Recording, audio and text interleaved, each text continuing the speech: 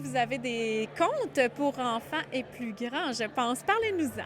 Oui, ben en fait, c'est 2 contes. Je dis toujours que c'est pour petits et grands enfants, jusqu'à 99 ans. Alors, ben, c'est 2 contes avec le même personnage qui est Mika. Puis Mika, c'est une petite étoile qui a décidé de venir vivre sur Terre pour expérimenter la vie humaine.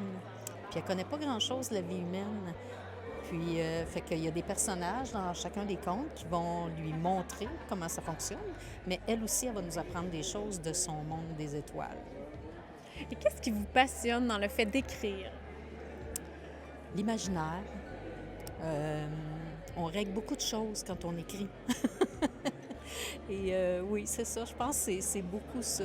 Moi, ce qui m'a amené à ces contes-là, en fait, c'est de vraiment d'avoir choisi qui je voulais être. Puis c'est ce que je raconte un peu. Je mets un peu mon âme dans mes contes. C'est beau. Donc, c'est vraiment, ça vient vous toucher particulièrement. Oui, personnellement, oui. Surtout le premier, là, qui a été le conte de Noël. Là. Oui. Oui, Noël, en plus, il y a toujours un sentiment intense par rapport à l'enfance aussi, hein, relié à ça. Oui, oui. Puis c'est le premier que j'ai écrit.